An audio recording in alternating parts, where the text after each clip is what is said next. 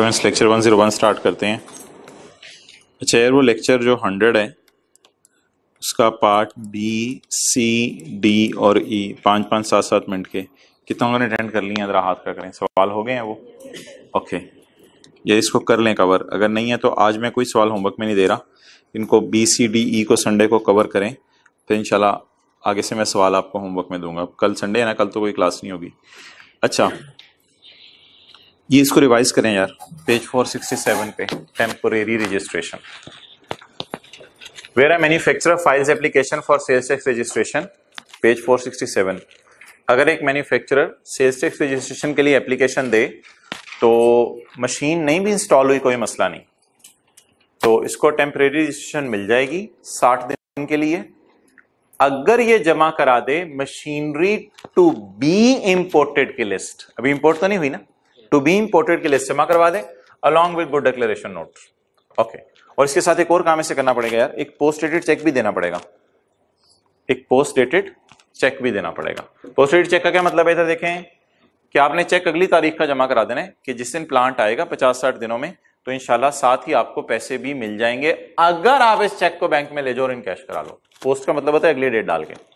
तो जो बंदा अगली डेट डाल के चेक जमा करा दे, स्काई ब्लू वाला देखें, जो बंदा अगली डेट डाल के चेक जमा करा दे और साथ लिस्ट जमा करा दे मशीनरी की मैंने कौन कौन सी इंपोर्ट करनी है, उसे आर्जी तौर पर रजिस्ट्रेशन 60 दिनों के लिए मिल जाएगी और अप्लाई करने के बाद 72 घंटे के अंदर अंदर आपको रजिस्टर कर दिया जाएगा।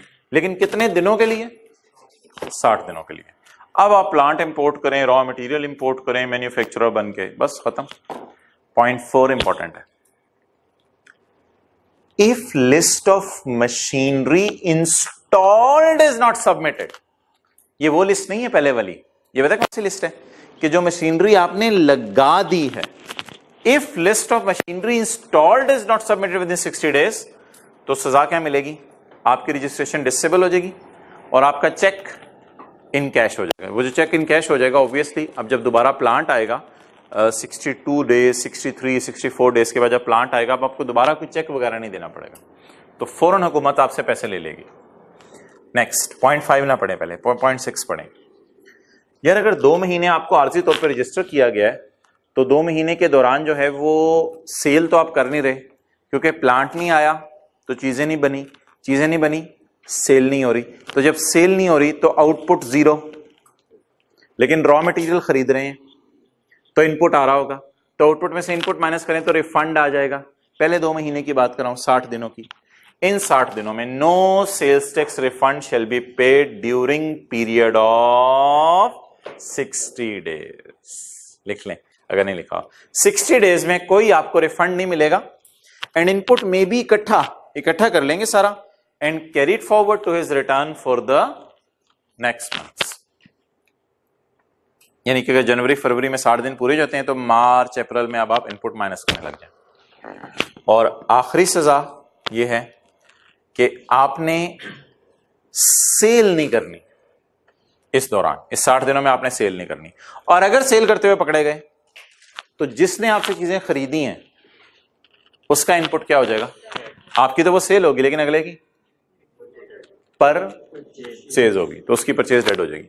अ person holding registration shall file return, return आपने जमा करानी है इन 60 दिनों में, रिटर्न जमा कराते रहे, but shall not issue a sales tax sale invoice, and if such invoice is issued तो no input will be allowed to his buyers.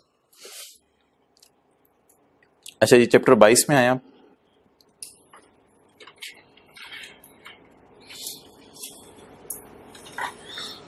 Chapter 22 में page 450,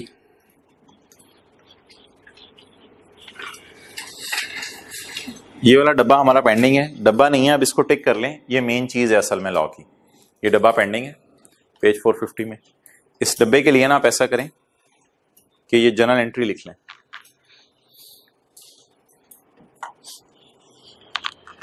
bank debit, chair debit, cell credit.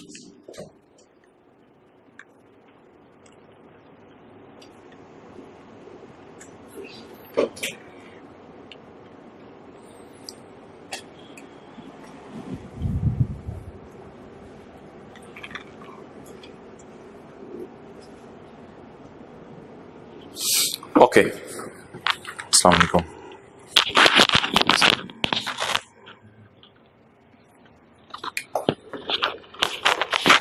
अच्छा जी, क्या बेचा है आपने हजरात? AC. बदले में पैसे आए हैं या पैसे और चेयर? पैसे और चेयर। अच्छा मुझे ये बताएं, सेल को तो आउटपुट में डालते हैं और परचेज को इनपुट में डालेंगे, तो चेयर का इनपुट रिकॉर्ड करने की इजाजत है या नहीं? इसके लिए तीन शराइत हैं, इसके लिए तीन शराइत ज़बानी याद कर लें। नंबर 1, चेयर्स टैक्सेबल होनी चाहिए। जाहिर बात है होली कुरान तो नहीं है ये कि एग्जाम्प्ट हो। चेयर्स क्या होनी चाहिए? टैक्सेबल होनी चाहिए। नंबर 2, बुक्स ऑफ अकाउंट्स में आपने ये एंट्रीज कर दी हो, वो हमने कर दी हैं आपके सामने। और नंबर 3, अगर बकाया पेमेंट, बकाया समझ गए ना, बकाया, अगर बकाया पेमेंट 50,000 से कम भी है तो आपने बैंक से पे करनी है, यानी बैंकिंग चैनल यूज करना है। अगर ये तीन शराइत पूरी हो जाएं तो इसकी बेनिफिट ये मिलेगा कि चेयर्स की परचेज पे 17 लगाने की इजाजत है। सर ये गुड्स में थोड़ी है ये तो। हाँ, अगर आपने गुड्स के तौर पे खरीदी हैं, अगर आपने गुड्स के तौर पे खरीदी हैं, क्योंकि हम एसी बेच के चेयर्स खरीद सकते हैं आगे बेचने के लिए, वो आपकी बात बिल्कुल बजाय। अगर आपने चेयर्स जो है वो इस मकसद से खरीदी है कि आपका फिक्स्ड एसेट है, फिर तो आपको पता है वो हमारा इनपुट अलाउ नहीं हो सकता, तो ये फॉर स्टॉक खरीदी होंगी तो ही आएंगी। वो बात तो सेक्शन 8 तो अपनी जगह, if these are held for sale तभी इनका इनपुट रिकॉर्ड होगा। पढ़ें जी, where goods are sold, AC लिखें, AC, where ACs are sold and the sum received is partly in cash and partly in kind, kind के ऊपर chairs, then input will be allowed subject to the conditions। conditions बता दें। goods received are taxable, received कौन सी हैं? chairs। number 2, goods received are shown in records, वो general entry हो गई है, जनरल एंट्री मतलब लिखें जनरल एंट्री। और तीसरी शर्त, the बकाया amount even if less than is received through cross banking instrument।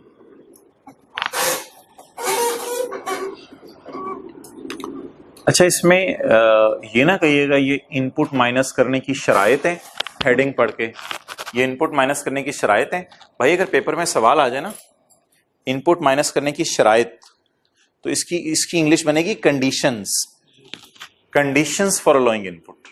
अगर पेपर में सवाल आ जाए इनपुट माइनस करने की शराइत, तो वो तो आपको पता है ये वाली है, हमारे पास बिल होल्ड हो, गुड डिक्लेरेशन होल्ड हो।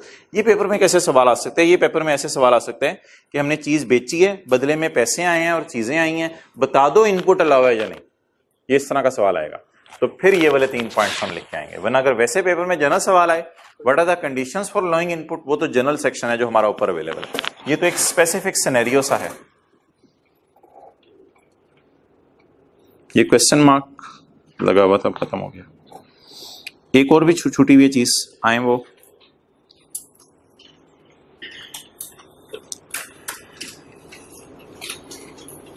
अच्छा ये सीएस टेक्स के मैंने आपको 4 न्यूमेरिकल दिए हैं, कितने लोगों से 80-90% न्यूमेरिकल खुद सही हो जाता था? गुड, इसका मतलब है वो 3-4 जो हमने क्लास में किए हैं वो आपने साथ साथ घर जाके किए थे। It's nice.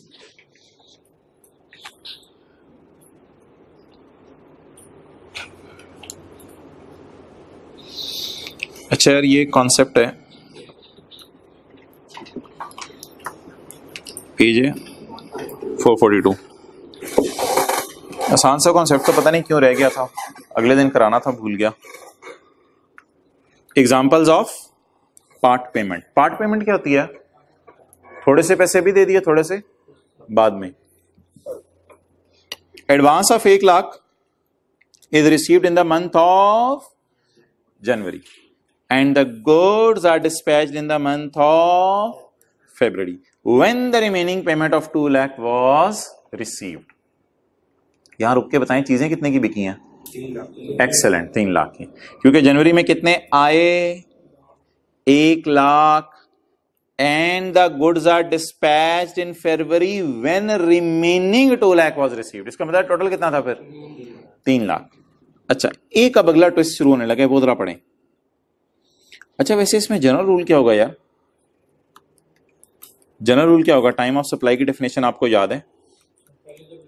जनरल रूल क्या होगा? कहते हैं लाख रुपए अभी आ गया, और 2 लाख रुपया इधर आया है और चीजें भी डिलीवर इधर हुई हैं, तो जनरल रूल क्या होगा? लाख रुपए तो पे टैक्सेबल फौरन हो जाएगा, क्योंकि whenever the cash is or goods are whichever is, तो लाख रुपए पे टैक्स इधर देना पड़ेगा। और इधर ये जो 2 लाख रुपए, चीजें तो 3 लाख वाली इकट्ठी डिलीवर होंगी ना, चीजों को तो तोड़ के 2 हिस्से नहीं कर सकते, पैसों को तो तोड़ के 2 हिस्से किए जा सकते हैं, लेकिन चीज के तोड़ के 2 हिस्से नहीं किए जा सकते। तो 3 लाख वाली चीज बिकी, उसका लाख इधर आया और उसका 2 लाख इधर आया। जनरल रूल क्या है? लाख अर्लियर है, इस पे लाख पे भी टैक्स दे दें जनवरी के महीने में। यही रूल पड़ा हुआ ना टाइम ऑफ सप्लाई की डेफिनेशन में, time when the cash is or when the goods are delivered. और 2 लाख पे कब टैक्स दे दें? फरवरी में। ये तो कौन सा रूल है? General rule. लॉ मेकर ने बड़ा अजीब सा सिनेरियो बनाया, उसने बिल्कुल एक नया सिनेरियो बनाया, वो जरा आपने मेरे से समझना है। वो इसने ये बनाया, कहते यार जनवरी में चीजें माफ थी, शायद ये होली कुरान था, और फरवरी में हुकूमत नहीं आई, हुकूमत ने कहा ओए चलो इन चीजों पे भी टैक्स दो। अब लॉ मेकर बड़ा तेज निकला और जालिम भी निकला और कहता है यार अर्लियर ऑफ के चक्कर से बाहर निकलो, मुझे बताओ एग्जेम्पशन विड्रॉ कब हुई? मैंने कहा ना करी यार। कहता है नहीं नहीं नहीं, नहीं मुझे बताओ एग्जेम्पशन विड्रॉ कब हुई? हमने कहा वो तो फरवरी में हुई। कहता है चुप करके, हमने कहा 2 लाख पे। कहता है नहीं नहीं नहीं नहीं, नहीं अब मैं फिर पूरी चीजों पे टैक्स लूंगा, अब भूल जाओ। तो जनरल रूल की वायलेशन है ये, एक्सेप्शन बल्कि अच्छा लफ्ज होगा, जनरल रूल की एक्सेप्शन है ये। तो जब चीजें क्या हों, पहले माफ हों और फिर बाद में टैक्सेबल बन जाएं, तो फिर क्या देखना है? एग्जेम्पशन विड्रॉ कब हुई, when the exemption is withdrawn. अब पूरी चीजों की सेल को उठा के हमें 3 लाख में डालना पड़ेगा, तो वीओएस मेरी बनेगी 3 लाख और 3 लाख इज टैक्सेबल। हालांकि सूली तौर पे वैसे लाख एग्जेम्प्ट होना चाहिए था, लेकिन अब 3 लाख पूरा टैक्सेबल है। थोड़ा सा उसने जुल्म किया लॉ मेकर ने। जनवरी में नहीं, जनवरी में पूरी सेल क्यों रिकॉर्ड होती है? वो तो यार चीजें डिलीवर होंगी तो वो पोर्शन रिकॉर्ड हो सकता है ना। आप पुराने आम हालात में पूछ रहे थे? नहीं नहीं, आम हालात में बिल्कुल नहीं। आम हालात में तो ये रूल होता है ना, when ever cash is received और गुड्स आर डिलीवर्ड, तो कैश रिसीव हुआ ही 1 लाख है, तो बाकी 3 लाख पे हम क्यों टैक्स देंगे? मैं तो पैसे ही नहीं आए। ओके, बहरहाल ये बनाने की आपको जरूरत नहीं है, ये बना भी हुआ है और अब सारा पढ़ भी लेते हैं। Advance of 1 lakh is received in the month of and the goods are dispatched in the month of when the remaining payment of 2 lakh was received.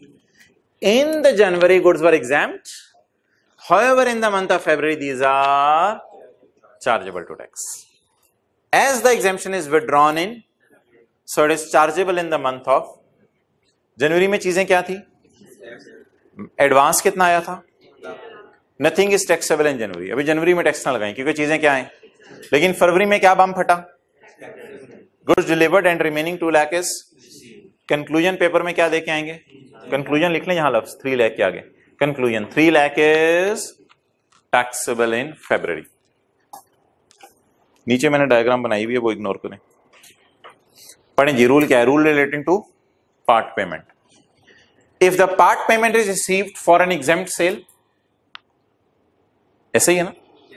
If a part payment is received for an, the tax shall be charged in the period in which exemption is withdrawn। जब exemption withdraw हुई।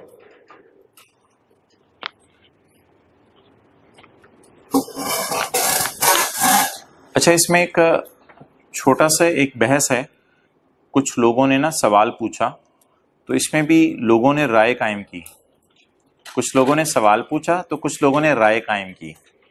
उस राय को मैं आपसे share कर रहा हूं। Law maker ने इस इशू को एड्रेस नहीं किया हुआ। कुछ लोगों ने सवाल ये पूछा, सवाल समझ आ गया आपको लोगों का? क्या समझ आ गया सवाल? पार्ट पेमेंट नहीं है, फुल पेमेंट है।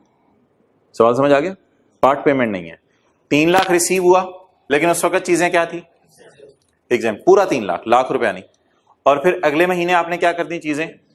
तो इसमें भी लोगों की राय है। लॉ मेकर तो खामोश है, लेकिन लोग कहते हैं लॉ मेकर इधर भी इंशाल्लाह सख्ती ही करेगा, हमें नहीं लगता कोई गुंजाइश देगा।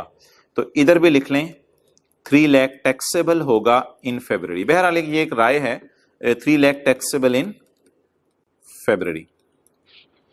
पेपर में ऐसी चीज आने का चांस इसलिए नहीं होता कि लॉ मेकर ने एड्रेस नहीं की हुई। तो अगर पूरा 3 लाख जनवरी में आ जाता तो भी फरवरी में 3 लाख पे ही टैक्स देना पड़ना था।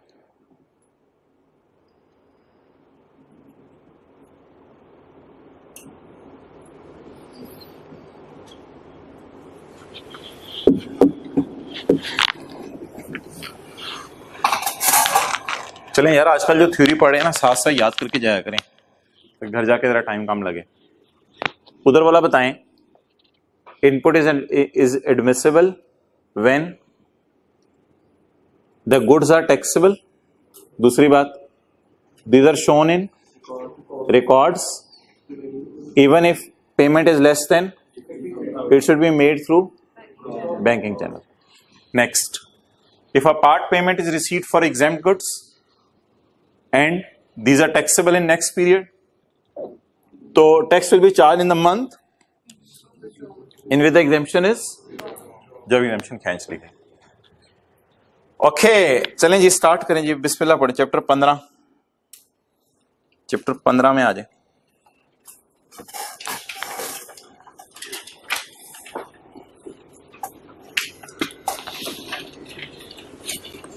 बस एक छोटा सा सेक्शन आज हमने पढ़ना है, 120 एक सफ़े पे है, बीच में अगर डब्बे निकाल देंगे तो उससे भी कम है। एक सेक्शन सिर्फ हमने आज पढ़ना है, सेक्शन 20, फिर कोई न्यूमेरिकल कर लेंगे, देखेंगे। जी जी मोहतरम। सर आपसे बात करनी है। हाँ हाँ हाँ बताओ। कोशिश है इंशाल्लाह, यही है, लगाए बगैर भी अल्लाह करे हो जाए।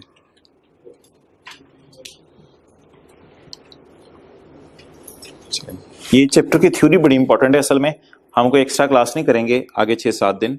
इस चैप्टर की थ्योरी आपने असल में साथ साथ याद करनी है, इसके लिए आपको टाइम दिया जाएगा। और उम्मीद है 31 अगस्त तक चीज़ें इस हद तक ख़त्म हो जाएं कि हमारे कुछ न्यूमेरिकल्स बच जाएं, बस फिर वो कर लेंगे। थ्योरी तो ऑलमोस्ट इंशाल्लाह ख़त्म हो जाएगी। अच्छा जी, फिर न्यूमेरिकल जब आप थोड़ी रिवीजन कर लेंगे, किसी दिन को क्लास उसकी रख लेंगे। असेसमेंट्स, कागज़ 2 हैं, ऐसी फटे हुए बैग में से निकाल दो।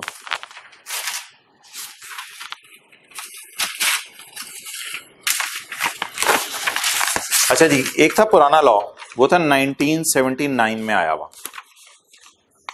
पुराने लॉ में ये था कि आप जाके ना एफबीआर के दफ्तर, पेज मेरे से पूछ लिया करो ना यार, 316। पुराना लॉ ये था कि आप एफबीआर के दफ्तर जाके ना जमा कराते थे रिटर्न। 30 सितंबर को, याद होगा आप, 30 सितंबर को आप रिटर्न जमा कराते थे। वो रिटर्न जो है ना, जैसे ही आप जमा कराते थे तो ये एफबीआर के दफ्तर में आपकी रिटर्न जमा हो गई। ये यहां पड़ी हुई है रिटर्न, नजर आ रही है अबू बकर, ये रिटर्न यहां पड़ी हुई है। चंद दिनों बाद एफबीआर वाले आपके घर असेसमेंट ऑर्डर भेज देते थे, काटना। चंद दिनों बाद एफबीआर वाले आपके घर असेसमेंट ऑर्डर भेज देते थे। आप कहते थे मेरी रिटर्न की इनकम 6 लाख है। चंद दिनों बाद एफबीआर वाले आपके घर असेसमेंट ऑर्डर भेजते थे, हमारे ख्याल से हमने चेक किया आपकी इनकम 6.5 लाख है, या ये भी कह देते थे 6 लाख है, कोई मसला नहीं। तो पुराने लॉ में आप रिटर्न जमा करवाते थे और फिर टैक्स वाले आपके घर क्या भेजते थे, असेसमेंट ऑर्डर। जब यानी कि हमने आपको जज कर लिया, हमने आपको असेस कर लिया। लेकिन जब नया लॉ आया ना 2001 का, तो उस वक्त अंदाजा हुआ कि टैक्स पेयर्स इस वक्त करोड़ों में पहुंच गए हैं। यानी पाकिस्तान की कई अरब आबादी है ना, तो उसमें से 2-3 करोड़ लोग भी अगर टैक्स जमा करवाने वाले हों, तो करोड़ लोग, 2-3 करोड़ लोग टैक्स जमा करवाएं, वो जाके रिटर्न जमा करवाएं, और कमिश्नर पे उनको सिर्फ अपने साइन करने ही हो 2 करोड़, तो वहीं उसकी जान निकल जाएगी। तो सेस करना और वो करना, तो नए लॉ ने ये तस्वुर खत्म कर दिया। नए लॉ ने क्या कहा, नए लॉ ने कहा कोई 2 सफ़े नहीं है, टैक्स पेयर जाएगा और क्या जमा करवाएगा, रिटर्न, और एज्यूम कर लिया जाएगा कि असेसमेंट हो गई। इसलिए इस असेसमेंट का नाम क्या है, नॉर्मल असेसमेंट, बल्कि slash assumed assessment, slash assumed assessment. नए लॉ ने यह तस्वुर ही खत्म कर दिया यार। अब आपके घर ना कोई फिजिकली असेसमेंट ऑर्डर नहीं आता।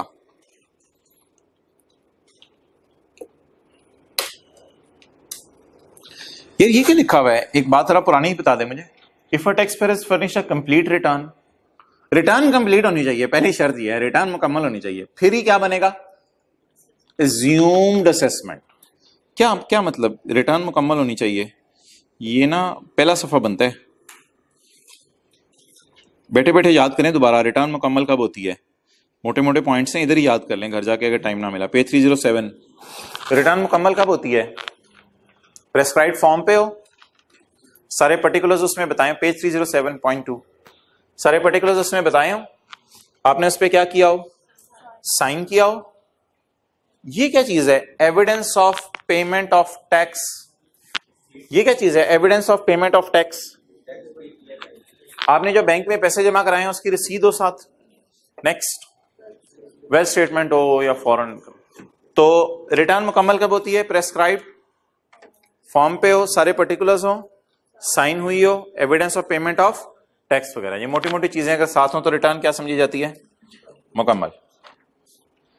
अच्छा जी, नए लॉ में खुशखबरी सुनाए। अच्छा ये ना, अगर कोई आपसे जिंदगी के किसी मोड़ पे पूछे ना कि यार पुराने लॉ 1979 में जो था और नए लॉ 2001 में, इसमें मेजर फर्क क्या है, आपने कहना है भाई तो सेक्शन 120 का एक खोल के देख ले। ये सबसे मेजर फर्क है लॉ में, बहुत बड़ा डिफरेंस है लॉ में। क्या, अब आप जाके रिटर्न जमा और जवाब में कोई सफा नहीं आता, शर्त यह है कि रिटर्न क्या हो, मुकम्मल। If a taxpayer has furnished a complete return of income, अगर टैक्सपेयर ने क्या जमा करवा दिया हजरात, complete return of income, it will be assumed that commissioner has made an assessment of taxable income and tax equal to respective amounts। क्या दो चीजें आपकी जज कर ली हैं उसने, टैक्सेबल इनकम न्यूमेरिकल में आपको पता है अलग नजर आ रही होती है और टैक्स अलग नजर आ रहा होता है, तो उसने आपका टैक्सेबल इनकम भी जज कर ली है और टैक्स भी जज कर लिया। जज का मुश्किल लफ्ज असेस। अगली लाइन समझ आ रही है आपको जो लिखी हुई है, जितनी हाईलाइट कर रहा हूं,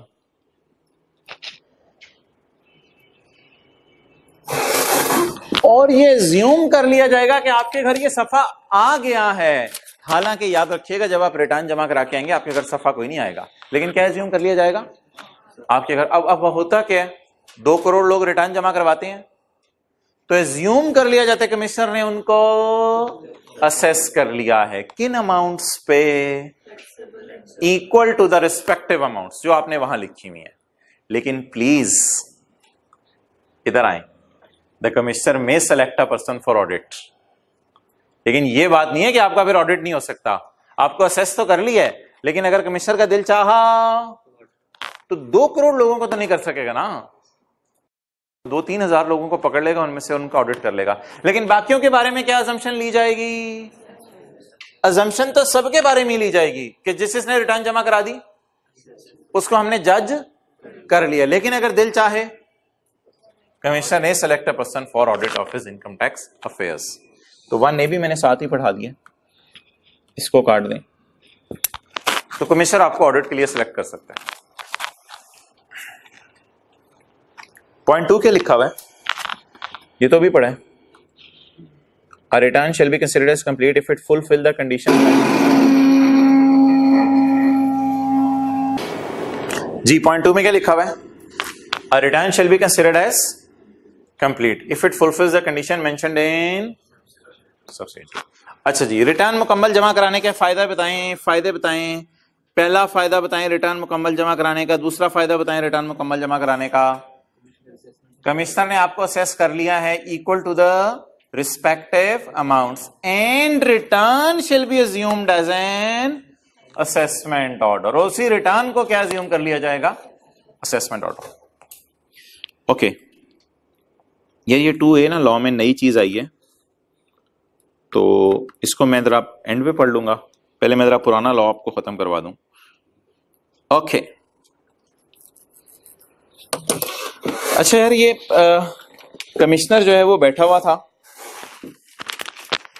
रिटर्न ना एक सफे की नहीं होती, रिटर्न कई सफों की होती है। तो कमिश्नर बैठा हुआ था और बैठ के ना आपकी रिटर्न पे नजर मार रहा था। रिटर्न का पहला सफा देखा, दूसरा देखा, कमिश्नर ने कहा यार इसमें profit and loss balance sheet साथ मिल ही नहीं रहा मुझे। तो रिटर्न मुकम्मल निकली, नामुकम्मल, नामुकम्मल। इसने कहा P&L बैलेंस शीट मुझे मिल ही नहीं रहा। अब कमिश्नर को कोई पावर होनी चाहिए अवेलेबल। तो पॉइंट 3 पढ़ना शुरू करें हजरात। इफ रिटर्न इज नामुकम्मल। अगर रिटर्न क्या है? नामुकम्मल। अगर रिटर्न नामुकम्मल है तो कमिश्नर को क्या पावर अवेलेबल है? खुद ही आप हजरात बता दें। नामुकम्मल की एक मिसाल लिख लें। नामुकम्मल की फाइनेंशियल स्टेटमेंट्स, पूरा लिखें आप, फाइनेंशियल स्टेटमेंट्स मिसिंग।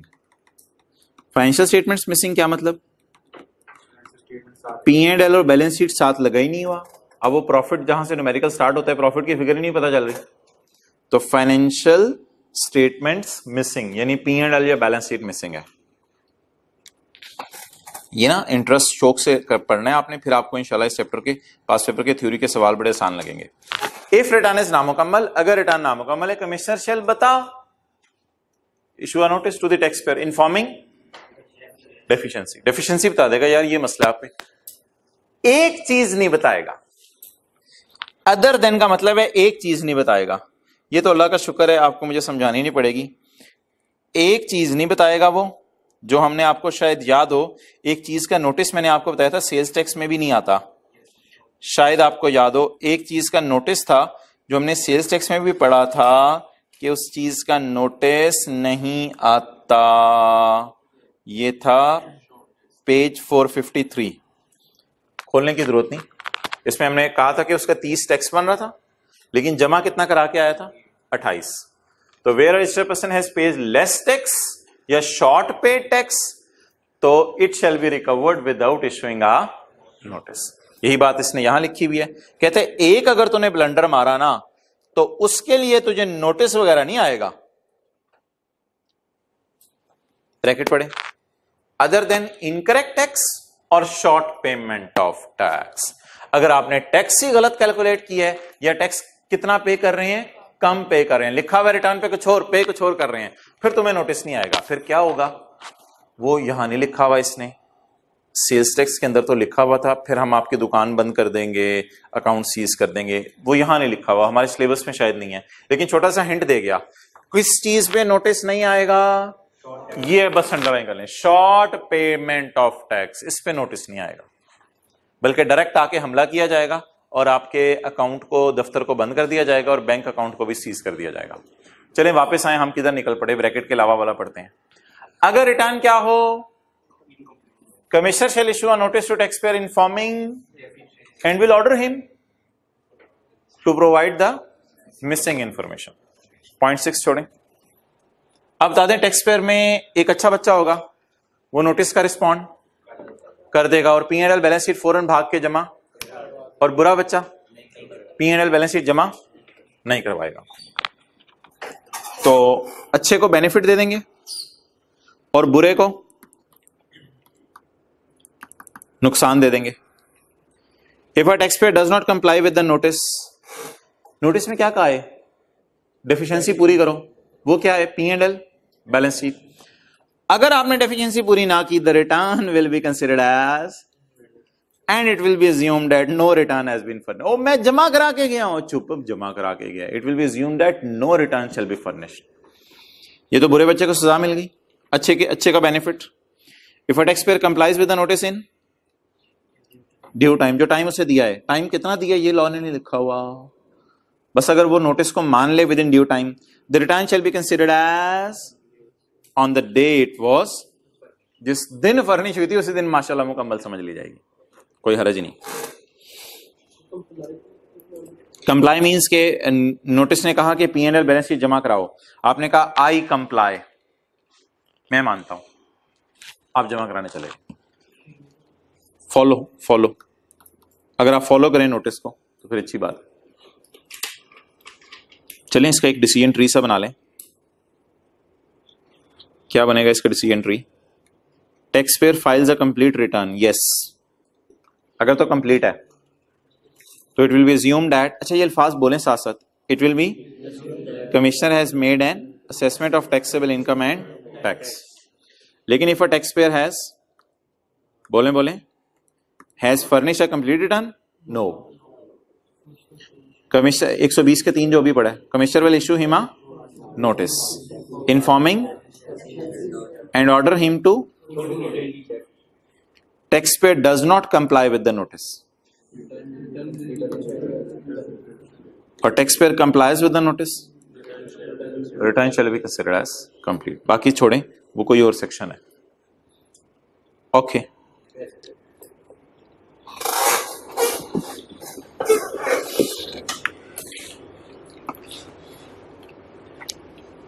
सारे इधर अटेंटिव रहें।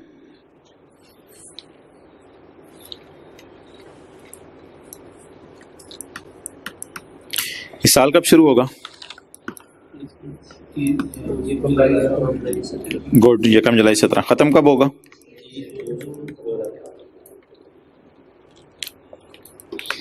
इस साल की रिटर्न इस साल के आखिरी दिन जमा होगी या अगले साल?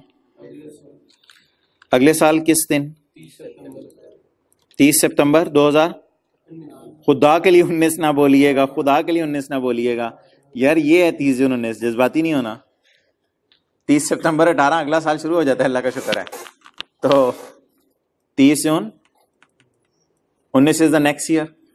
ओके अच्छा, ये जिंदगी के नशेबो फराज गुजरते रहे। 2050 में कमिश्नर ने कहा, ओए शहजादे तेरी 2018 की रिटर्न में P&L नहीं लगा हुआ। ओ भाईजान चलो, आप लोगों ने खुद ही चैप्टर 16 में बताया हुआ है कि रिकॉर्ड 6 साल तक संभाल के रखने हैं, तो ये कौन सी बातें कर रहे हो? तो कोई लिमिट होनी चाहिए ना किस चीज की, जिसको आप कहते हैं साथ वाले को, कोई लिमिट होनी चाहिए। तो कोई लिमिट होनी चाहिए किस चीज की? बोले इन्वॉल्व हो साथ, किस चीज की लिमिट होनी चाहिए? इनकम्प्लीट डेटा कमिश्नर ने मांगना है, रिटर्न आप जमा करा के गए हैं, इनकम्प्लीट इंफॉर्मेशन आपने रखी है, चेक हमारा कमिश्नर करेगा इंफॉर्मेशन। अगर इनकम्प्लीट हुई तो हमें 25 या 50 सालों बाद ना बताए, हमें कुछ ना कुछ अरसे में उसे बता देना चाहिए कि हमारी रिटर्न क्या है, नामुकम्मल है, ताकि जल्द अज जल्द हम वो चीज उसे जमा करवा दें। तो ये तो काफी लेट मेरे ख्याल से बता रहा है कि आपकी रिटर्न नामुकम्मल है। तो उसमें लॉ मेकर ने जो रूल बनाया है वो जरा आपने देखना है। लॉ मेकर ने ना बताएं कमिश्नर को जो हम दिन दें कहां से गिनना शुरू करें। इसमें 3 राय आ सकती हैं लोगों की। कुछ लोग कहेंगे जी यहां से गिनना शुरू करें, कुछ लोग कहेंगे जी हमने जब रिटर्न जमा कराई तब से गिनना शुरू करें, और लॉ मेकर को दिन नहीं देने हैं ना, और कुछ लोग कहेंगे यहां से गिनना शुरू करें। अब लॉ मेकर बड़ा पागल है, उसने यहां से गिनना शुरू करवाया है। ठीक है, उसकी मर्जी है, कोई मसला नहीं, उसने यहां से गिनना शुरू करवाया है। कहते हैं यहां से 180 दिन है कमिश्नर के पास, यहां से 180 दिन है कमिश्नर के पास, जितने दिनों में वो क्या मांग सकता है? रिटर्न अगर आपने जमा करा दी है और वो नामुकम्मल है, तो उसमें कोई चीज मिसिंग है, तो इसके बाद 180 दिन के अंदर मांग सकता है। अब कैलकुलेटर पकड़ लें, उंगलियों की जरूरत नहीं। क्यों? क्योंकि यकम जुलाई से गिनना शुरू करना है, तो पहले महीने में उंगलियों की जरूरत नहीं पड़ेगी। जुलाई में 31, अगस्त में 31 लिखते रहे कैलकुलेटर, सितंबर में 30, अक्टूबर में 31, नवंबर में 30, जरा टोटल मारें 153। अब टोटल कितने हैं? 180। 180 मैंने बताया आपको। 180 और 153 में फर्क 27, तो 27 दिसंबर आखिरी तारीख बनी। क्या तारीख लिखूं? 27 दिसंबर 19।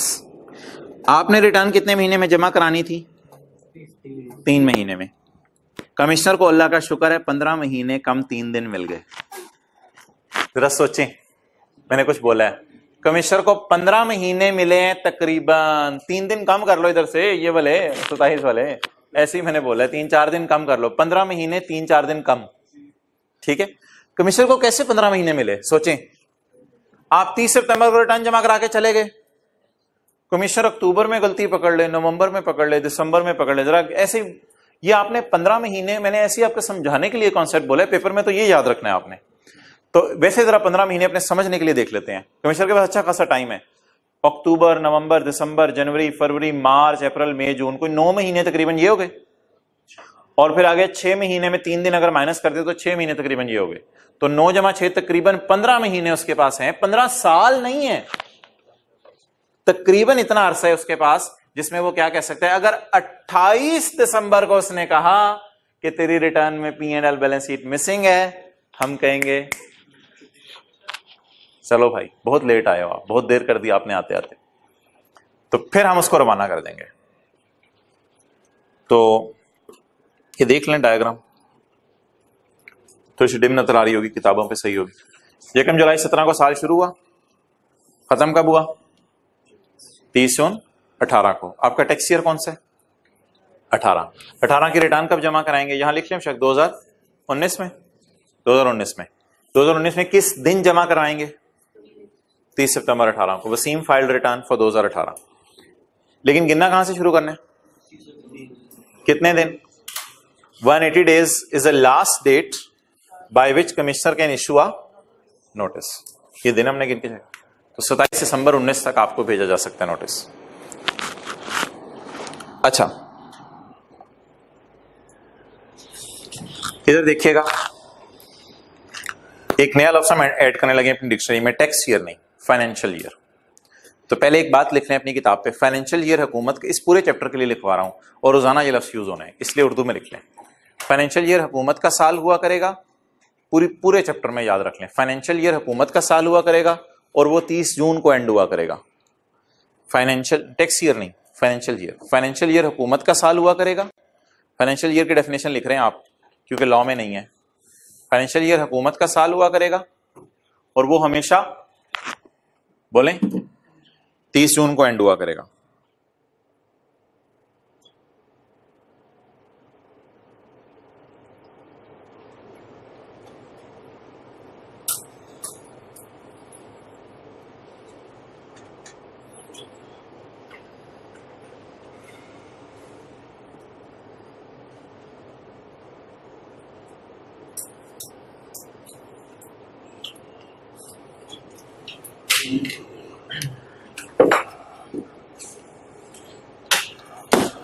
Okay,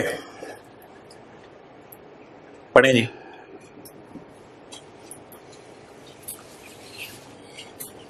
above notice can be issued within 180 days। ये बोलें जरा,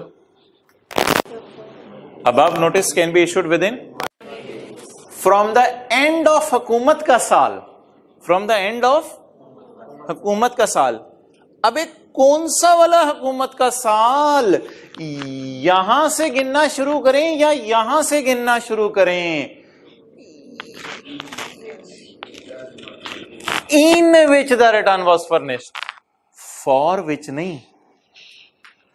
अगर फॉर विच लिखा होता ना तो फिर 30 जून 18 से गिनना शुरू करना था, और उस दिन से भी गिनना शुरू नहीं करना जिसने रिटर्न जमा कराई है। फ्रॉम द एंड ऑफ हुकूमत का साल, हमने कहा कौन सा साल, ये वाला या ये वाला? In which the return was furnished, जिसमें जमा कराई, वो तो फिर इसी एंड हो रहा है ना। अब इसको याद कर लें, बल्कि रजिस्टर पे लिखें अपने याद करके, द अबव नोटिस, लिखें सारे, द अबव नोटिस। ये चीजें इंपॉर्टेंट हैं, इनको साथ साथ याद करते रहें। द अबव नोटिस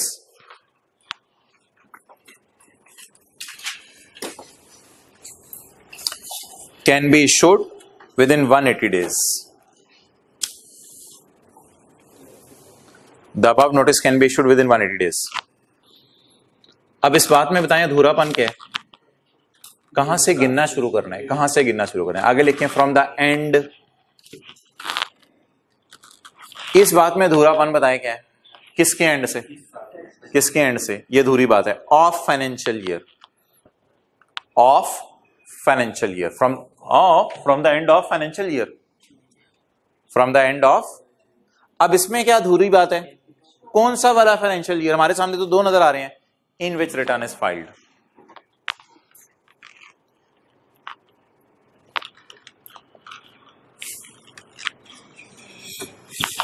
चलें जी, सारा आप याद करें, मेरे साथ साथ बोलें आपने। If a tax payer has furnished complete return, it will be assumed that, अल्हम्दुलिल्लाह मैं पढ़ा हूं, रब्बिल आलमीन आप ना पढ़ो, मेरे साथ अल्हम्दुलिल्लाह पढ़ो। If the tax payer has furnished a complete return, it will be considered that commissioner has made an assessment of income and tax, and it will be assumed that assessment order is issued। ठीक है, इसके बाद अगली बात, if return is incomplete commissioner shall issue a notice to inform deficiencies and will direct him to provide information and will direct him to provide. If he complies with the notice, return is mukammal, and if it does not comply, return will be considered as incomplete. The above notice can be issued within from the end of that financial year in which the return is furnished. Okay, बस ठीक है यार, ये आखिरी concept रह गया, फिर numerical शुरू करते हैं. 2A है और फिर अगले सफे पे साथ इसके 7 है. अच्छा,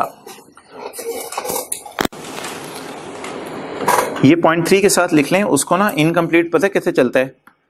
अपने कमरे में बैठता है by physically sitting in room,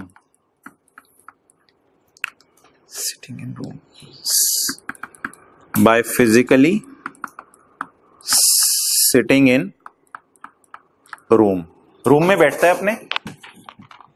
point 3 के साथ लिख लें, by physically sitting in room. कौन? Commissioner by physically sitting in room बताएगा क्या क्या चीज इनकम्प्लीट है. आपकी रिटर्न खोलेगा, फिजिकली अपने कमरे में बैठेगा, एक एक सफे पलटेगा और पलट के देखेगा इसमें क्या क्या चीजें मिसिंग है. हो सकता है टैक्स डेप्रिसिएशन की कैलकुलेशन ही आपने अटैच ना की हो, तो आपसे पूछेगा भाई ये इनिशियल लॉस किस चीज का, क्या है ये कैलकुलेशन. अच्छा यार, ये तो था पुराना सिस्टम, अल्हम्दुलिल्लाह अभी भी चल रहा है. लेकिन जब वक्त गुजरा ना और आगे बढ़ा, तो ये जरा सोच के मुझे बताओ. मैंने आपसे 2 बातें अभी तक कर दी हैं. एक, कमिश्नर के पास ऑप्शन है ऑडिट वाली. एक ऑप्शन आपको बताइए इनकम्प्लीट डेटा मांगने वाली. ये 2 ऑप्शंस हैं. इनमें से मुश्किल काम कौन सा है? ऑडिट के लिए तो उसको दफ्तर जाना पड़ेगा. तो अगर 2 करोड़ लोग हैं जिन्होंने रिटर्न जमा कराई, तो ऑडिट तो 2-3 हजार का हो सकेगा. ठीक है, वो जरा मुश्किल काम है. उसका तरीका हमने चैप्टर 16 में पढ़ लिया है. आपके रिकॉर्ड लेगा, दफ्तर आएगा, हर साल में एक दफा आया तो अगले साल भी आ सकता है. वो तो बड़ा लंबा काम है ऑडिट. एक और तरीका हमने कमिश्नर को दिया इतराज, क्या? ऑडिट करने ना जाए. पॉइंट 3 में नया तरीका दिया उसे, क्या करे? इनकम्प्लीट इंफॉर्मेशन मांग ले. तो इनकम्प्लीट इंफॉर्मेशन भी आपसे वो मांग सकता है. क्लियर हो गया? इनकम्प्लीट इंफॉर्मेशन फिर आपको जमा करवानी पड़ेगी. लेकिन ये भी इनकम्प्लीट इंफॉर्मेशन मांगने के लिए उसको फिजिकली कमरे में बैठ के चीजों को देखना पड़ेगा. आपके दफ्तर तो नहीं जाएगा, लेकिन अपने दफ्तर में तो बैठेगा ना और चीजों को कंपेयर करेगा. इसमें भी टाइम लगेगा. तो ये भी 2 करोड़ लोगों में से कुछ लोगों की हो सकती है, 10-15 हजार की बैठ के देख लेगा. अब नया सिस्टम जो आया है वो ये है कि हजरात कमिश्नर साहब आप कुछ ना करें, आप रिलैक्स करें, बस आप हमारे पे छोड़ दें. कंप्यूटर कहते हैं आप हमारे पे छोड़ दो. ये 2 करोड़ लोगों के साथ हो सकता है. ये 2 करोड़ के 2 करोड़ लोग जो है उनके साथ हो सकता है. ऑटोमेटेड तरीके से उनकी एरर्स पकड़ लो. लेकिन ऑब्वियसली आपको पता है कंप्यूटर जब एरर्स पकड़ने पे आता है तो ह्यूमन नॉलेज उसके पास नहीं है. वो किसी हद तक ही एरर पकड़ सकेगा, उसको तो लॉ की बारीकियां नहीं पता. तो यहां पे आके लॉ मेकर ने माना अपनी बात और कहते हैं सिस्टम सिर्फ 4 किस्म की गलतियां पकड़ सकते हैं. बाकी गलतियां तो रिटर्न में आपको पता है हजारों होती हैं. 4 किस्म की गलतियां सिस्टम पकड़ सकता है. वो किस सिस्टम से पकड़ ली जाएंगी? ऑटोमेटेड सिस्टम से. उन 4 के आप नाम याद करें. नंबर 1 बोलें अरिथमेटिकल एरर. नंबर 2 इनकरेक्ट दावा. आप अगले बंदे को, दुकानदार को जाके कहते हैं ना मैं दावा करता हूं कि तुम्हारे पास ही चीज टूट गई थी, मेरे घर लेके जाने पे नहीं टूटी. ये तो दावा. तो बोले इनकरेक्ट दावा. इनकरेक्ट दावा. Number 3 disallowance of loss. Disallowance of. Number 4 disallowance of carry forward of loss. बोले disallowance of carry forward of loss. Okay, arithmetical error क्या है? अगले सफे का पॉइंट 7 हमें अभी बता देगा. देख लें जरा. अगले सफे का पॉइंट 7 हमें बता देगा. इनकरेक्ट दावा क्या है? अगले सफे का पॉइंट 7 हमें बता देगा. जाके देखें, अगले सफे का पॉइंट 7 हमें बता देगा. इन दोनों को पहले देख लेते हैं. डिसअलाउंस ऑफ लॉस, इसकी कई मिसालें हैं. 7 साल पुराना लॉस है, आपने माइनस किया, सिस्टम ने फौरन कह दिया मैं फारिग करता हूं। लिख लें इसकी मिसाल, 7 साल पुराना लॉस आपने माइनस करने की कोशिश की, सिस्टम पकड़ नहीं लेगा? पकड़ लेगा, तो सिस्टम पकड़ लेगा, इसमें ह्यूमन इंटरवेंशन की भी जरूरत नहीं। 7 साल पुराना लॉस आपने माइनस करने की कोशिश की, फौरन सिस्टम क्या करेगा? डिसअलाउ, और कहेगा कितने साल पुराना लॉस माइनस हो सकता है? 6 साल पुराना। इसी तरह कोई डिडक्टेबल अलाउंस आपने गलत माइनस किया, कोई टैक्स क्रेडिट आपने गलत माइनस किया। अच्छा, इसकी मिसाल लिख लें, disallowance of carry forward of loss. Other source का लॉस आपने कैरी फॉरवर्ड में डाल दिया, सिस्टम फौरन क्या कहेगा? डिसअलाउ। अदर सोर्स तो कैरी फॉरवर्ड नहीं हो सकता ना, सिर्फ business, speculation, non speculation, capital gain carry forward होते हैं ना। तो लिखें, अदर सोर्स का लॉस आपने कैरी फॉरवर्ड में डाल दिया, सिस्टम की तरफ से क्या जवाब आएगा? डिसअलाउ, फारिग हो गया।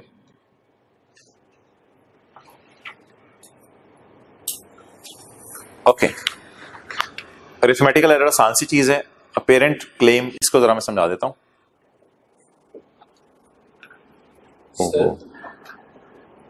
जी मोहतरम। सर ये जिन टैक्स पेयर्स का ऑडिट नहीं होता उनको लॉ रिक्वायर नहीं करता कि ये एफिशिएंसी की वजह वो हो ही नहीं सकता, पॉसिबल नहीं है ना इन सर्कमस्टांसेस में। सर यहाँ पे फ्रॉड के चांसेस बहुत। हाँ जाहिर बात है, वो तो फिर है पूरी दुनिया में इसी तरह है। अच्छा जी, अरिथमेटिकल एरर पढ़े हजरात, क्या है अरिथमेटिकल एरर? ये कोई मुझे पढ़ाने की जरूरत नहीं है, आपको आसान सी चीज है, यानी कि प्लस माइनस की गलती, एनी रॉन्ग और incorrect calculation of tax including minimum और मिनिमम टैक्स। याद है ना, सेल का 1.5% था और फाइनल टैक्स 15% रेट था, तो इसमें से कोई भी आपने गलत निकाला तो सिस्टम ही बता देगा। नेक्स्ट, ये पढ़ना है मोहतरम अब, इनकरेक्ट दावा, अपेरेंट फ्रॉम रिटर्न। आपने कभी सुने, आपको कभी घर वालों ने कहा तेरी शक्ल से लग रहा है आज कोई चक्कर है? अपेरेंट का क्या मतलब है? वाजे नजर आ रहा है रिटर्न देखते ही। इनकरेक्ट दावा, रिटर्न पे नजर पड़ी तो फौरन ये दावा नजर आ रहा है कि ये तो दावा ही गलत है, ये तो दावा ही गलत है। इसमें मैं आपको पढ़ाऊंगा पहले पॉइंट 2, फिर मैं आपको पढ़ाऊंगा point 3। Any tax payment which is not verifiable from collection system. बता दें, any tax payment which is not verifiable from collection system. Collection system आजकल आपको पता है बैंक्स के पास है, यानी बैंक ही हमारा टैक्स लेते हैं, नेशनल बैंक में हम जमा कराते हैं जाकर टैक्स। तो बता दें इसका मतलब, आप कह रहे हो मैंने टैक्स पे कर दिया, रसीद नंबर भी डाल दिया, नेशनल बैंक का सिस्टम कह रहा है नहीं टैक्स हुआ, तो ये बड़ा इनकरेक्ट दावा है आपका, आप तो झूठा दावा कर रहे हो। Any tax payment which is not verifiable from collection system.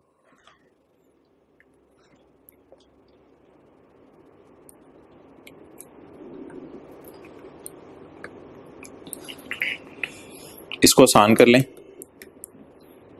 Point 3 को काट के।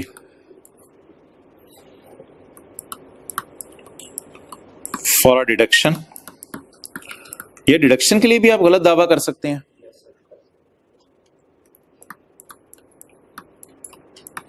For a deduction where deduction exceed statutory limit, for a deduction where deduction exceed statutory limit।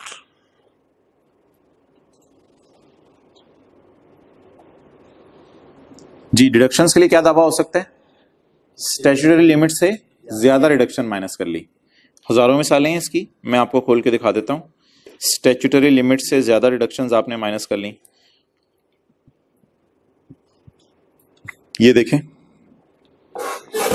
25,000 से ऊपर की सैलरी आपने माइनस कर ली, ये लिमिट स्टैट्यूटरी लिमिट से क्रॉस कर रही है।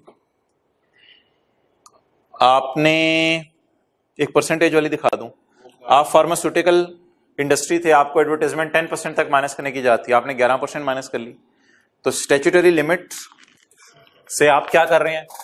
क्रॉस कर रहे हैं। तो ये जो आपको मैंने चीजें दिखाई हैं, ब्रैकेट में आपने जरूर लिखना है। ये चीजें अमाउंट्स में भी हो सकती हैं, पेपर में लिख के आना है। लिमिट्स क्या होती हैं? लिमिट अमाउंट में भी हो सकती है, लिमिट परसेंटेज में भी हो सकती है, 10% देखिए ना अभी, लिमिट परसेंटेज में भी हो सकती है, लिमिट रेशो में भी हो सकती है। रेशो तो ऐसा हमारे वैसे लॉ में कोई नहीं है इस वक्त limit.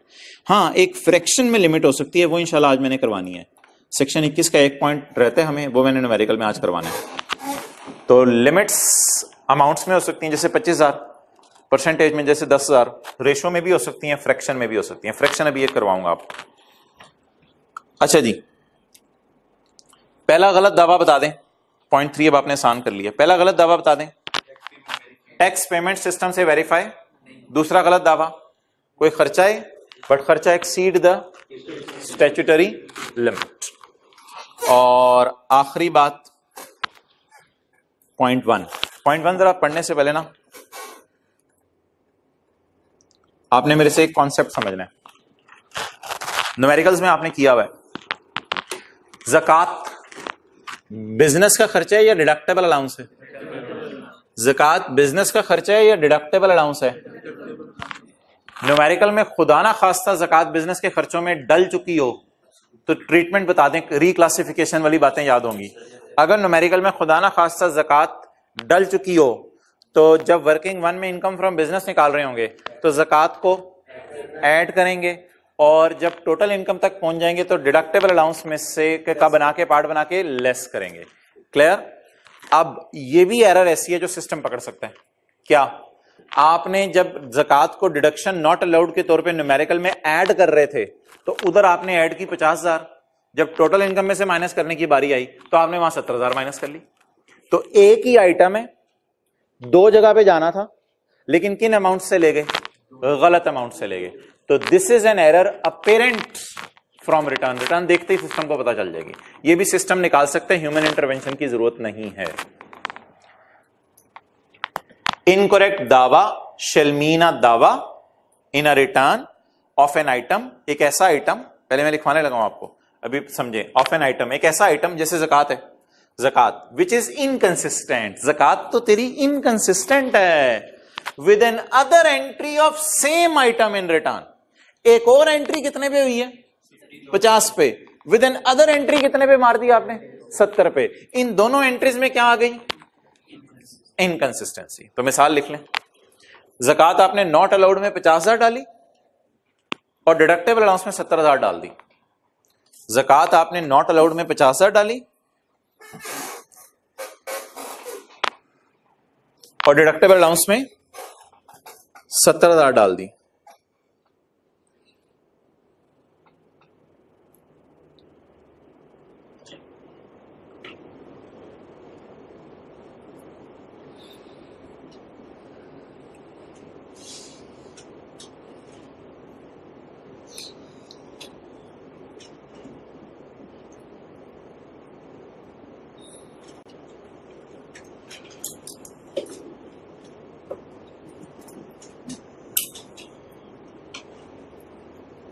shall be in the return.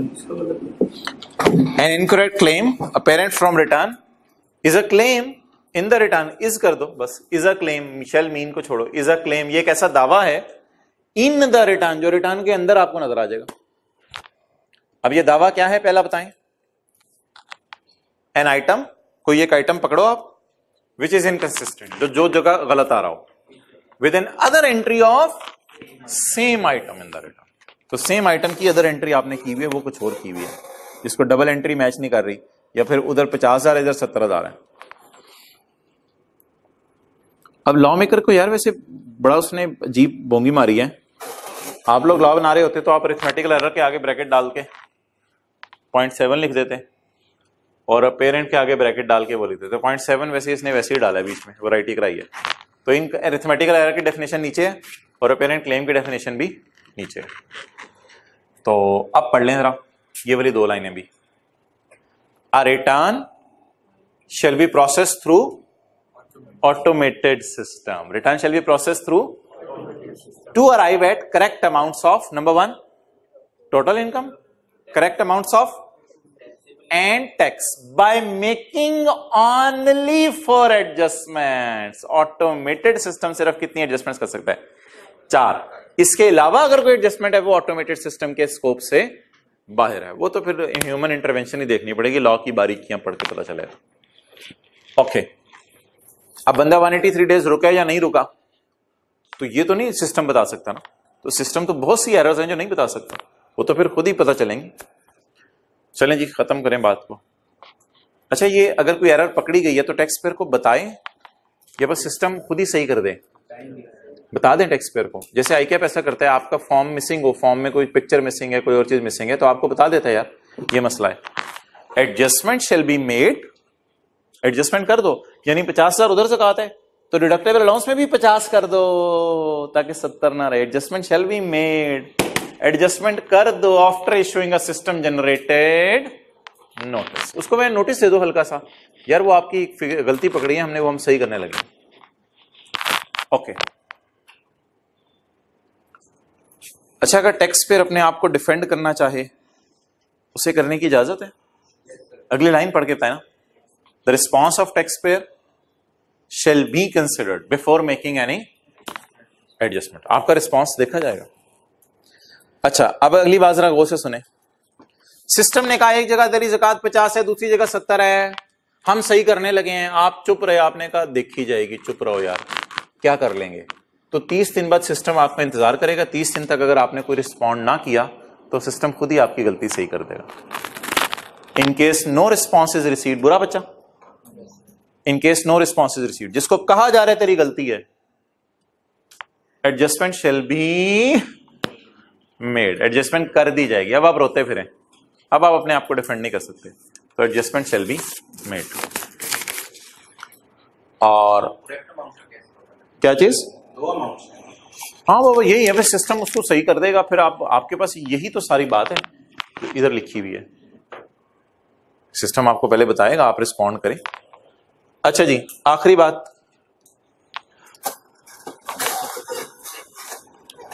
यार ये सिस्टम को ऑटोमेटेड गलती 15 महीने के अंदर अंदर बता देनी चाहिए।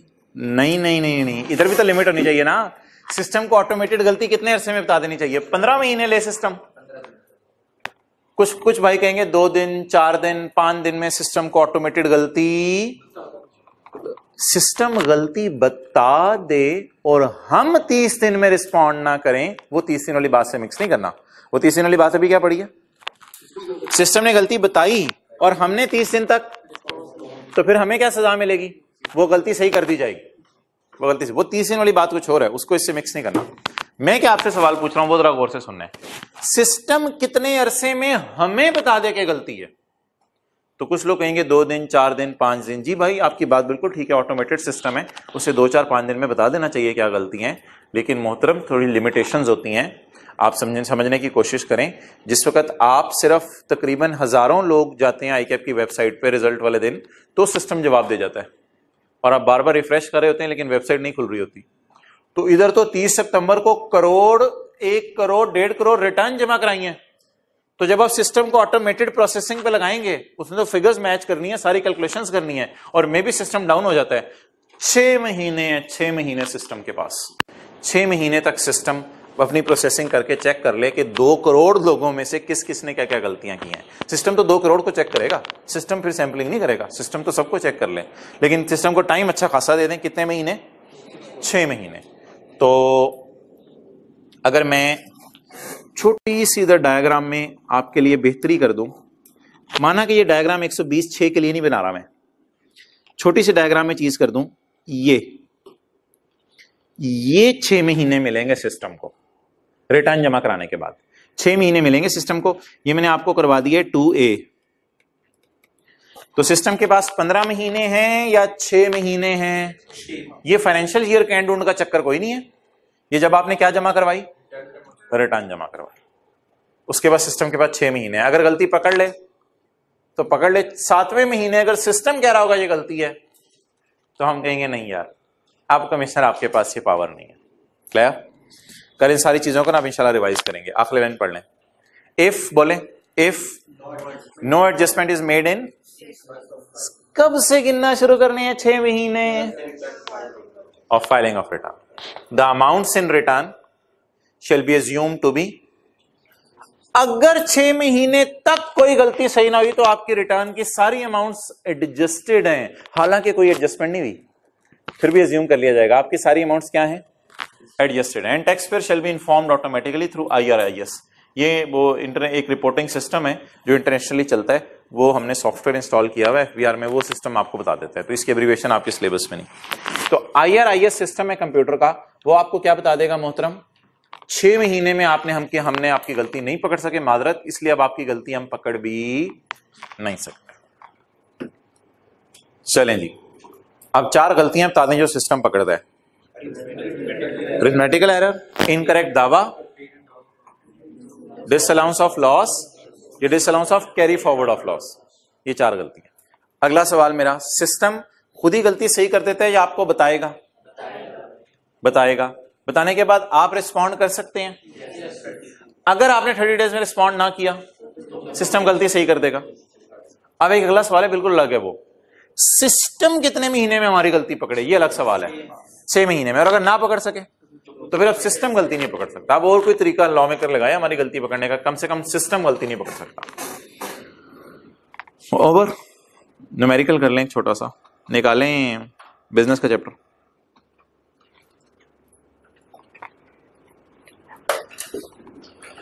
सेक्शन 21 का क्यू निकालें, पेज नंबर बताएं।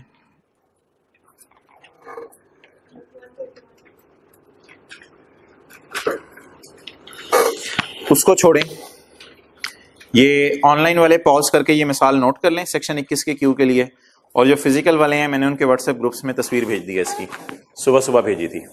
ओके, इधर देख लें, सिर्फ क्वेश्चन पढ़े, सोल्यूशन नहीं देखना आपने, सोल्यूशन में उधर नोट करूंगा। क्योंकि हमने सेल्स टैक्स पढ़ लिया हुआ है, इसलिए ये इनकम टैक्स का 21 का क्यू हमने पेंडिंग पे डाला हुआ था। एक दुकानदार है, उसकी सेल का ब्रेकअप छोड़ें, उसकी सेल बताएं, खर्चे, प्रॉफिट। हमने कहा तूने किस किस को सेल की, कहते मैंने अच्छे बंदों को 480 मिलियन की सेल की, सेल्स टैक्स वाले अच्छे बंदे, बुरे बंदों को 110 की सेल की, और बुरे बंदों को 10 की सेल की। अब लॉ मेकर पता क्या कह रहा है, लॉ मेकर कह रहा है सेल्स टैक्स में तो सजा मिलती थी, इन 110 और 10 को जमा करके 120 आता था, एंड पे हम इस पे 120 पे 3% फर्दर टैक्स लगाते थे, ये सेल्स टैक्स की सजा थी। अभी मैं आज क्या सजा बताने लगा हूं इसकी, इनकम टैक्स। इनकम टैक्स में मोहतरम ये सजा है कि अनरजिस्टर्ड बंदे की सेल के खर्चे डिसअलाउ कर दें, खर्चों को तोड़ें, खर्चों को तोड़ के कितने हिस्से करें, 2 हिस्से। और यार सेल सबको किया तो खर्चे भी तो सबके लिए हुए होंगे ना, तो इनकम टैक्स वाले भी सजा दे रहे हैं कि खर्चों को तोड़ के 2 हिस्से करें, और तोड़ के कुछ खर्चे क्या कर दें, डिसअलाउ कर दें। लेकिन एक खुशी की खबर सुने, छोटी मोटी अनरजिस्टर्ड बंदों को सेल हो सकती है, छोटी मोटी अनरजिस्टर्ड बंदों को सेल हो सकती है, 10 million, 15 million, 20 million, 50 million, 70 million. आप अपना लेवल ना देखें ना, मटीरियलिटी छोड़े, 80 मिलियन, मैं भी अपना नहीं देख रहा, मेरा भी नहीं इतना, 90 मिलियन, 95 नहीं 95 मिलियन, 98 मिलियन, इतनी अगर आप सेल करते हैं बुरे बंदों को, खैर है। एक बंदे को 100 से या 100 से ऊपर की सेल आप नहीं कर सकते, अगर करेंगे तो सजा मिलेगी। अब हम अच्छी सेल को ग्रीन सिग्नल देंगे, ये अच्छी सेल है, ये माना बुरी सेल है, लेकिन छोटी मोटी बुराई की खुदा ना खास्ता नाउज बिल्ला वो कह रहे इजाजत है, तो ये अच्छी सेल है और ये अच्छी सेल है। बुरी तो थी लेकिन छोटी मोटी बुरी थी। अब खतरनाक सिग्नल, रेड तो मैं नहीं दे रहा क्योंकि नजर नहीं आता, खतरनाक सिग्नल किसको दें, 110 को। क्लियर? अब आपने आंसर की तरफ नहीं देखना, अब आपने पैटर्न मेरे से देखना है कि हम सेल को तोड़ के 2 हिस्से कर देते हैं, खर्चों को तोड़ के 2 हिस्से कर देते हैं, और कौन से वाले खर्चे डिसअलाउ कर दें, बुरी सेल वाले, बुरी सेल वाले। सेल बता दें ये कितनी आ रही है, 600 की सेल आ रही है। सेल तो आपने एज इट इज लिख देनी है, लेस क्या लिखना है हजरात, एक्सपेंसेस। आपको पता है सेल से चलते हुए जब खर्चे हैं तो प्रॉफिट से चल के भी सिखा दूंगा।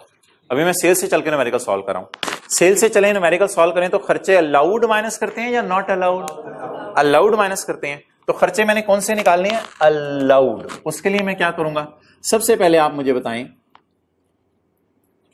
टोटल खर्चा कितना है, टोटल एक्सपेंस कितना है जी, 320। ये टोटल एक्सपेंस हो गया। इसमें से अगर मैं नॉट अलाउड माइनस कर दूं तो बाहर क्या आ जाएंगे? Allowed. Not allowed lower of करके आया करेंगे, लोअर ऑफ। अच्छा, एक तो आपने मुझे सादा सा तरीका बताना है जो आप लोगों ने कई दफा पढ़ा हुआ है। 320 के खर्चे अगर 600 की सेल के लिए हैं तो बुरी सेल कितनी है? 110। ये तो मशहूर जमाना तरीका है, अपोर्शनमेंट्स कई दफा आपने की हुई है।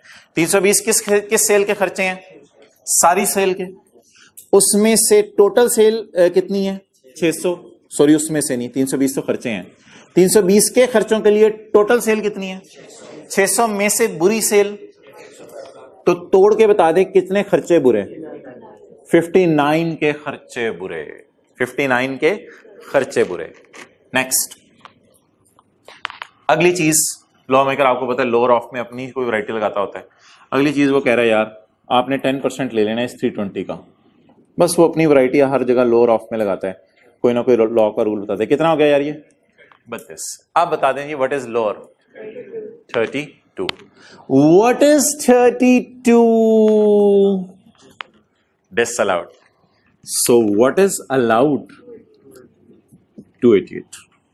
So my net profit is 312. इधर आए सवाल में, हमने क्या समझा था? हमारा प्रॉफिट कितना है? 280, लेकिन हमें टैक्स किस पे देना पड़ेगा? 312 पे। हम क्या समझ रहे थे? सेल 600 में से क्या माइनस करेंगे? 320। लेकिन 600 में से क्या माइनस किया तो खर्चे डिसअलाउ हो गए ना। तो जरा पैटर्न और तरीका देख लें दोबारा। ये कौन से खर्चे हैं? टोटल। इसमें से अगर नॉट अलाउड निकाल देंगे, नॉट अलाउड निकालने का तरीका लोअर ऑफ, ये तो आसान सी फिगर है, टोटल खर्चे divide by total sale multiplied by बुरी सेल और 10% ऑफ टोटल खर्चा। चलें जी, इसको फॉर्मूले को पढ़ लें फिर खत्म करें। पेज 131। एक्सपेंडिचर डिसअलाउ किसे करने? Expend. Following deductions will not be allowed, ऊपर से मिला के पढ़े हैं। Following deductions will any expenditure, खर्चा डिसअलाउ करना है। ऑफ इंडस्ट्रियल टेकिंग, ये फैक्ट्रीज के लिए जो चीजें बना के बेच रहे हैं। For sale made to a person who is not registered, सिर्फ कौन से खर्चे तोड़ के डिसअलाउ होंगे? सेल्स मेड टू अनरजिस्टर्ड, बुरे लोगों को जो सेल हुई है। फॉर्मूला क्या लगेगा? A over B into where is the deduction. हमारा क्या दावा था, हमारा क्या क्लेम था? ए ये आ गया, बी क्या है? टर्नओवर फॉर द ईयर, ये बी आ गया। और सी क्या है? Cell excluding sales tax. 100 वाली उठानी है, अगर 117 और 100 वाली दोनों दे दे तो कौन सी वाली उठानी है? 100 वाली। Sale made to a person who is not registered. बता दें जी, sales made to a person who is not registered 110। Sales made to a person who is under the sales tax act where sale equal और exceed 100 million per person. सिर्फ कौन से बुरे लोग? सिर्फ कौन से बुरे लोग? जिनको 100 मिलियन या उससे ऊपर की सेल हो। लेकिन अगर बुरे लोगों को 100 मिलियन से कम की सेल हो तो खैर। ये तो हमने क्या डिफाइन कर लिया? ए ओवर बी इंटू, अब ये वाला पढ़ ले, डिसअलाउंस शेल नॉट, या डिसअलाउंस शेल नॉट एक्सीड तो मुश्किल इंग्लिश होती है, हमने आसान करके लोअर ऑफ वाली साइंस कर लिया है। लोअर ऑफ आपको पता है अक्सर जगह लॉ मेकर नहीं लिखता। डिसअलाउंस शेल नॉट एक्सीड बोले 10% of total deductions. What is total deduction? 320. 10% इसका।